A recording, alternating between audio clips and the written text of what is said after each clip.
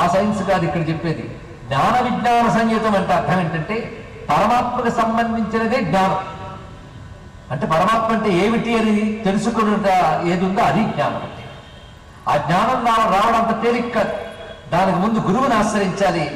శాస్త్రాన్ని గురుముఖత శ్రద్ధగా అధ్యయనం చేయాలి, అవగతం చేసుకోవాలి. ఆ తర్వాత అవసరం అది.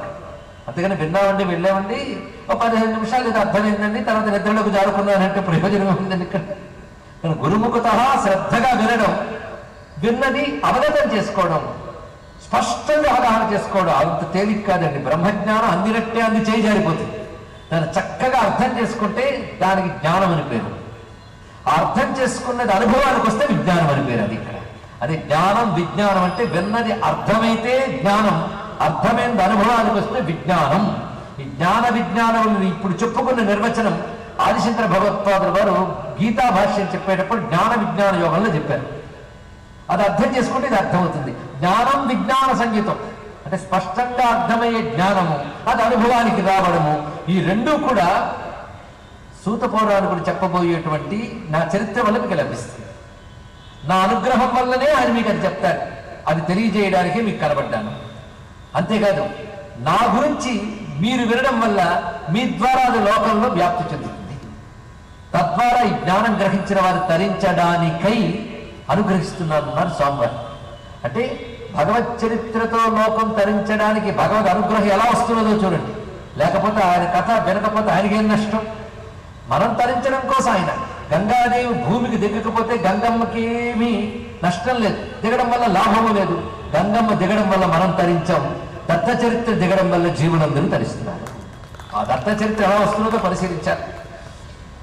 ఈ విధంగా చెప్పి తన స్వరూపాన్ని వాళ్ళకి సాక్షాత్కరింపజేసి అనుగ్రహించి అంతర్ధానమయ్యాడు దత్తాత్రేయ స్వామివారు. కనిపించిన స్వరూపాన్ని ధ్యానం చేస్తూ ఉన్నారు. ఈ లోపల అడవిలోకి వెళ్ళినటువంటి ఋషులు శిష్యులు ఉన్నారు. వారు సమిత్కుశ పలాశాని సమిధలు దర్భలు ఇత్యాదులు తీసుకురావడానికి వాళ్ళు అడవికి వెళ్ళారు. వారు ఇప్పుడు వచ్చారు ఇక్కడికి. అప్పటికి దత్తాత్రేయ సాక్షాత్కారమైంది, వీళ్ళు అనుగ్రహించడం అయిపోయింది. శిష్యులందరూ ఇక్కడికి వచ్చారు. వచ్చి మొత్తం అడవిలో ఒక అద్భుతమైన మార్పు కనబడుతుంది.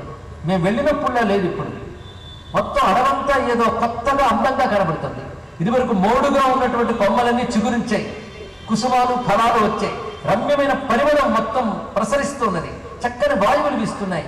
వాతావరణంలో ఏదో తెలియని ఒక ఆనందం, శాంతం, ఆహ్లాదం, ప్రశాంతత గోచరిస్తున్నది.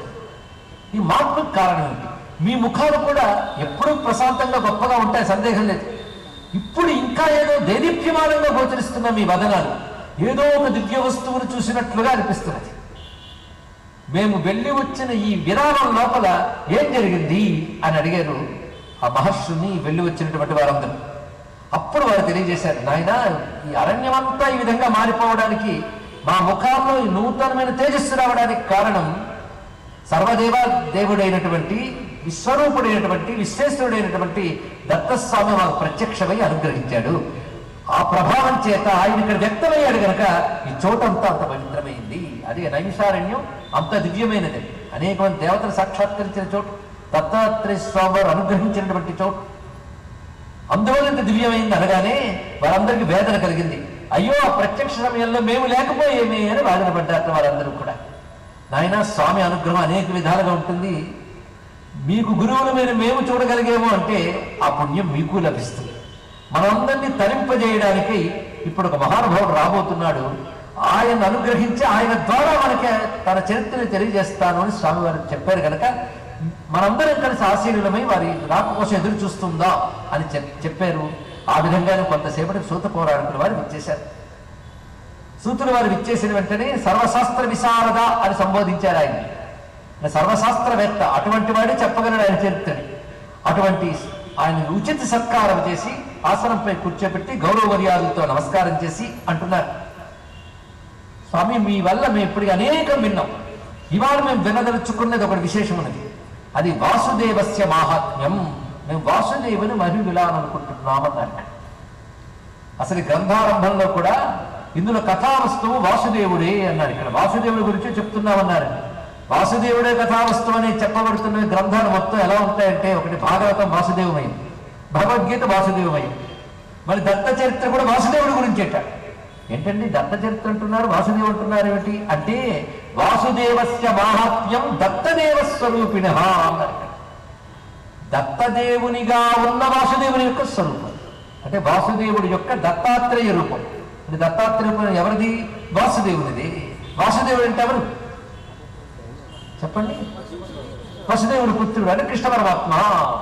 అంటే కృష్ణ పరమాత్మ రాకముందు వాసుదేవుడు కాడయ్యా అంటే అప్పుడు వాసుదేవుడైనయ్యా అన్నారు. ఎలా అంటే వాసనాత్ వాసుదేవస్య వాసితంతే జగత్రయం సర్వభూత నివాసస్య వాసుదేవ నమస్తుతే. సర్వజీవులలో వసించి ప్రకాశించేవాడు వాసుదేవుడు అండి. వాసుదేవ శబ్దానికి ఇది అర్థం. వసుదేవుడు కొడుకుని మాత్రమే కాదు, సర్వజీవుల హృదయాల్లో ఎవడు ఆత్మగా ఉంటూ ఆయన ఉన్నాడు కనుక మనం ఉన్నాం. మనం ఉండకపోయినా ఆయన ఉంటాడు. ఉండడమే తన ధర్మంగా కలవాడు వాస, వసనమే తన ధర్మంగా కలవాడు, వసించుటయే ధర్మంగా కలవాడు వాసు. అయితే ఉండడం మాత్రమే కాదు, ప్రకాశ స్వరూపుడు కనుక దేవ అన్నారు ఇక్కడ. వాసుదేవ ఇది మహామంత్రం ఇది. అటువంటి వాసుదేవుడే దత్త రూపుడు. అలాంటి దత్తుని యొక్క చరిత్రను వినాలనుకుంటున్నాం. మా ప్రశ్నలు ఏమిటంటే, ఆ మహానుభావుడు మేము విన్నంత మేరకు బాలుడి వలె, ఉన్మత్తుడి వలె, జడుని వలె తిరుగుతూ ఉంటాడు అని విన్నాం. అటువంటి ఆయన జన్మ ఏమిటి, లోకరక్షణ కోసం ఆయన ఎలా సంచరిస్తాడో తెలుసుకోవాలనుకుంటున్నాం. ఆయన యోగాదేశం ఏది అంటే యోగాన్ని ఆయన ఎలా ఉపదేశించాడో తెలుసుకోవాలనుకుంటున్నాం. యోగాదేశం చరిత్రంచ బాలోన్మత్త జరాకృతే అవతారాన్ భగవత తత్ప్రయోజనపూర్వకం. ఆ దత్తుడు ఎన్ని రకాలుగా ఎవరెవరిని అనుగ్రహించాడు, ఏ విధంగా ప్రయోజనములు కలిగించాడో తెలుసుకోవాలనుకుంటున్నాం. ఆయన భక్తులు ఎవరు, భక్తులు ఏ విధంగా సిద్ధిని పొందారు, ఆయన మహాత్మ్యం ఏమిటి, ఇలా ఎన్నెన్నో తెలుసుకోవాలనుకుంటున్నాం. అందులోనే జపించదగ్గ ఆయన స్తోత్రములు, ఆయన నామములు కూడా తెలుసుకోవాలి. అంటే ఈ దత్త చరిత్ర చెప్పుకుంటున్నప్పుడు మనకి దత్త సంబంధమైన మంత్ర సమానమైన నామాలు ఎన్నో మనం వినబోతూ ఉన్నాం. స్తోత్రములు కూడా తెలుసుకోబోతున్నాం. అంటే సాధనకు అనుకూలమైనటువంటివి గ్రహించబోతున్నాం. ఇవన్నీ మాకు స్పష్టముగా నీ ద్వారా తెలుసుకోవాలనుకుంటున్నాం కనుక అనుగ్రహించు. పైగా మాకు భగవానుడే దత్తుల వారే నీ ద్వారా ఇది తెలియజేస్తారని చెప్పారు కానీ నిన్ను ప్రార్థిస్తున్నాం అనగానే సూతుడు వరకు ఒక్కసారి ఒళ్ళు పులకించింది. ఎందుకంటే దత్తాత్రేయ స్వామి వారు చెప్పారు, నీ ద్వారా చెప్పిస్తానన్నారు అనగానే నా పేరు దత్తుడు వారు అన్నారా అని ఆనందపరచుడి ఒక్కసారిగా నమస్కారం చేసుకుంటున్నాడు. నారాయణం నమస్కృత్య నరం చైవ నరోత్తమం దేవీం సరస్వతీం వ్యాసం తతో జయముదీరయేత్ అని ఒక్కసారిగా స్మరణ చేసుకుని ఆ తర్వాత గంగానదిని ప్రార్థించేటటువంటి అంబత్వాం సతతం భగీరథ సుతాం భోగావతీం ప్రార్థయే. గంగాదేవిని ప్రార్థన చేసుకున్నాడు. అంటే దత్త చరిత్ర ప్రస్తావనకు ముందు ఎవరెవరిని ప్రార్థించాలో శ్లోకములు ఉన్నాయి కానీ మనం ఆ మాత్రమే స్మరిస్తున్నాం.